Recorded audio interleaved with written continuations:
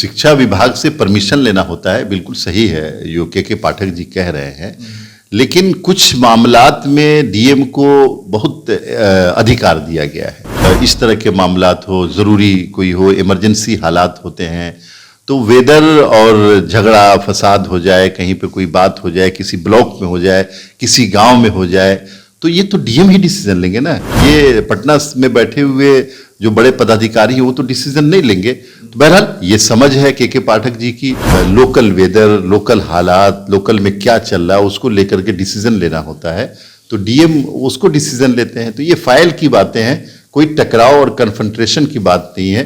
दोनों का जुरिडिक्शन तय है, कार्य क्षेत्र जो होता है वो तय है कि डीएम का क्या कार्य क्षेत्र है, के पाठक जी का क्या कार्य क्षेत्र है। शिक्षा विभाग के अपर मुख्य सचिव के पाठक अब शिक्षकों के बाद अब जिलाधिकारियों के ऊपर भी हावी हो गए हैं और ऐसे में लगातार जिस तरह से स्कूलों में ठंड की छुट्टी बढ़ाई जा रही है, इसको लेकर अब शिक्षा विभाग जो है वो जिलाधिकारियों के ऊपर भी सवाल खड़े कर रहा है। ऐसे में हमारे साथ हैं जेडीयू एमएलसी खालिद अनवर, उनसे बात करेंगे। सर, कैसे देख रहे हैं अब के पाठक और जिलाधिकारियों में टकराव देखने को मिल रहा है बिहार में? नहीं, ये टकराव मीडिया में है, बिहार में नहीं है टकराव, जमीन पे कोई टकराव नहीं है।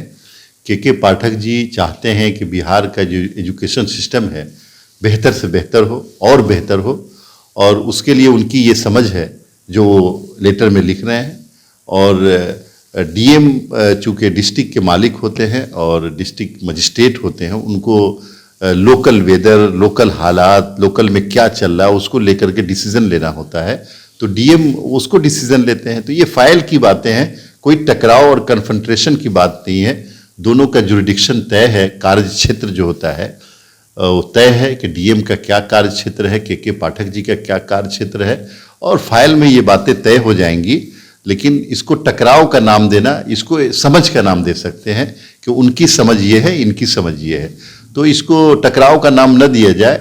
और बिल्कुल डीएम मालिक होता है डिस्ट्रिक्ट का, और सिटीजन्स को केयर करना, सिटीजन्स के साथ कोई परेशानी ना हो, बच्चों के साथ परेशानी ना हो, बूढ़ों के साथ परेशानी ना हो, कोई हालात बिगड़े तो उसको कंट्रोल करना, तो डीएम को तो डिसीजन लेना पड़ता है हालात के एतबार से। तो वो डिसीजन ले रहे हैं, बेहतर डिसीजन ले रहे हैं सारे डीएम हमारे।